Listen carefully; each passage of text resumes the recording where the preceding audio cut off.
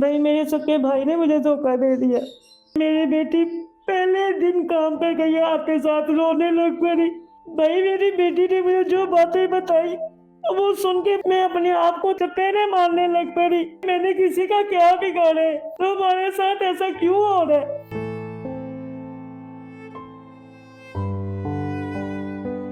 अस्सलाम वालेकुम नाज़रीन, मेरा नाम है मोहम्मद फ़ैज़ान और आप देख रहे हैं फ़ैज़ान लाइफ फाउंडेशन। आज हम इन बाजी की मदद के लिए आए हैं। ये बाजी बेवा हैं, इनके 4 बच्चे हैं। ये बेचारे इस वक्त सूद पे कर्ज़ा लेके फंस चुके हैं। घर के हालात भी बहुत ख़राब हैं और भी इनकी काफ़ी परेशानी है जो बाजी आपको खुद बताएंगे। जी बाजी। भाई बात ऐसे है कि जब औरत के सर से उसके मियाँ का साया उठ जाए ना, तो उसके अपने ही इसे धोखा देते हैं और वो जगह जगह बेइज्जत होती है, ना ही महफूज रहती है। जी बाजी। मेरे जब शोहर फोत हुए थे, मेरे पास बेटी का ना जेवर था थोड़ा। मैंने अपने भाई को दिया था कि वो अपने काम में लगाएगा और मुझे थोड़े पैसे दे दिया करेगा, मैं घर का खर्चा कर लिया करूँगी। सही। भाई मेरे सगे भाई ने मुझे धोखा दे दिया।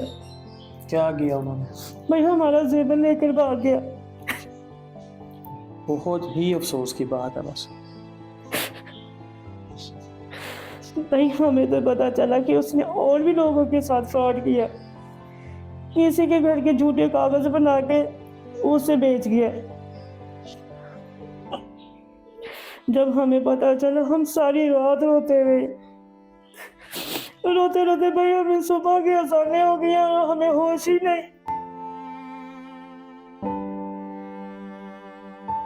मेरे अम्मी अबू को पता चला तो अबू ने मुझे 5,000 रुपये महीना देना शुरू किया। उनके अपने हालात बहुत खराब है, बड़ी मुश्किल से अपना गुजारा करते हैं। अबू की पेंशन आती है जी। मैं इधर उधर घरों में फैक्ट्री में काम ढूंढ रही थी, तो अचानक मेरे बेटे के पेट में दर्द हुआ, तो मैंने उसको इंजेक्शन लगवा दिया कि चलो ठीक हो जाएगी। अगले दिन फिर मेरे बेटे के पेट में दर्द शुरू हुआ, तो वो बहुत रो रहा था, मम्मा मुझे बहुत दर्द हो रही है। मैंने उसकी अल्ट्रासाउंड करवाई तो डॉक्टर ने कहा इसके पेट में पेंडिस की रसोली बन गई है, तो इसका ऑपरेशन होगा। अगर ऑपरेशन ना करवाए तो वो फट जाएगी।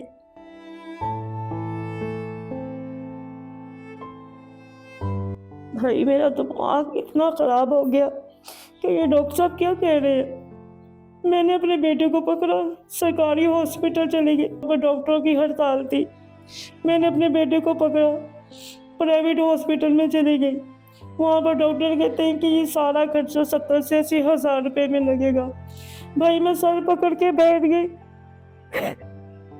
कि मेरे घर में खाने के लिए कुछ नहीं है, मैं अपने बेटे का ऑपरेशन कहाँ से करवाऊंगी। मैंने भी मजबूर होकर अपने रिश्तेदारों से पास गई, उनके तरने लिए मिन्नतें की कि मैंने अपने बेटे को ऑपरेशन कराना है। भाई किसी ने मेरी ना सुनी। भाई फिर मैं बहुत मजबूर होके मैं गई उनसे पैसे लेने जो सूद पर पैसे देते हैं। उनसे मैंने 1 लाख रुपया भाई लिया। उनकी शर्त थी कि हम 5,000 रुपया महीना लेंगे। जब आप 1 लाख सारा दे दोगी तो आपका हिसाब खत्म हो जाएगा। लेकिन बाजी एक तरह से तो ये तरीका भी गलत है। भाई मैं जानती हूँ कि ये गलत है तरीका, मैं जानती हूँ, मगर मैं क्या करती। इस दौर में ना गवर्नमेंट सुनती है ना अदारे सुनते हैं। मैं एक माँ हूँ, मैं अपने बेटे को मरने के लिए तो नहीं ना छोड़ सकती थी। जी बाजी ऐसे ही है। भाई मैंने उसको ऑपरेशन करवाया, जो पैसे बचे उसकी मशीन ली कि मैं जल्द से जल्द उनका कर्जा उतार दूंगी। आपको पता है भाई मुझे कैसे लोग मिले कपड़े सिलाने के लिए। भाई मैं घर घर जाके उनके दरवाजे खड़काए कि अल्लाह का वास्ता है मुझसे कपड़े सिलवा लो, मेरे सर पे कर्जा है। फिर भाई मुझे कपड़े मिले। मैं दिन रात बैठ के कपड़े सिलाई करती हूँ। मेरे बच्चे मुझे देखते रहते हैं कि माँ हमारी इतनी मेहनत कर रही है, और फिर भी कितने दिन हमारे घर में खाने के लिए कुछ नहीं होता था। बाजी आप कपड़ों पे इतनी मेहनत करते हैं फिर भी? जी भाई, मैं क्या करूँ?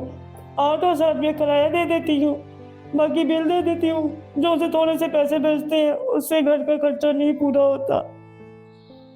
भाई मेरे बच्चे तो इतने सब्र वाले हैं, तो वो देखते हैं कि जब घर में खाने के लिए कुछ नहीं है ना, वो मुझे होते कहते थे मम्मा हमें भूख नहीं है, हमने नहीं कुछ खाना। भाई मैं माँ हूँ, मुझे पता है कि उन्हें भूख लगी हुई है। भाई मैं क्या करूँ? ये हालात है। मैंने एक भी किस्त नहीं दी। पहले भी नहीं दी? नहीं भाई। तो उन्होंने कुछ कहा तो नहीं आप लोगों को? भाई मैं पहले दिन से ही उनके बिनते तल्ले कर रही हूँ कि अल्लाह कोई हिला वसीला करेगा। तो भाई करते करते 3 महीने हो गए। अब उन्होंने सब्र नहीं किया। एक दिन अचानक वो घर में आ गए। उन्होंने वो गंदी जबान भाई बोली, मैं आपको क्या बताऊं। अब हर एक दूसरे दिन आते हैं, गाली गलौज करते हैं, इधर की चीजें उधर फेंकते हैं। उसको देख के मेरे बच्चे भाई डर जाते हैं। भाई हमारे ऊपर फैमिली रहती है, उनकी जवान बेटी है।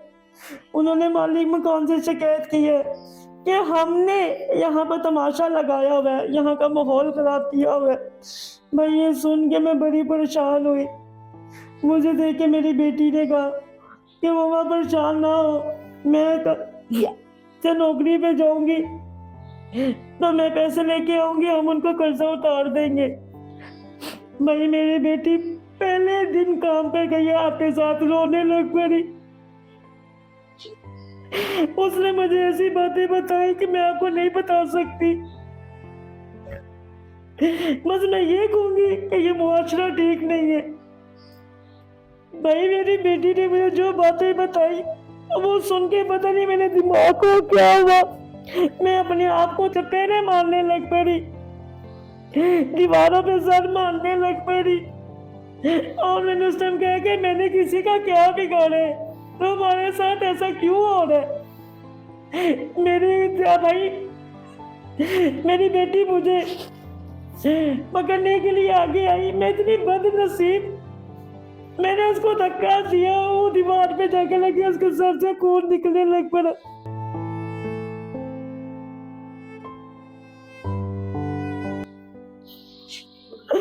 भाई उस वक्त मेरे दिल में ही बात आई, इनके अबू की जगह अल्लाह मुझे उठा लेता, मैं मर जाती। नहीं, आपको अल्लाह का वास्ता है, हम भूखे रह लेंगे, एक बार हमारे सर से कर्जा उतार दे।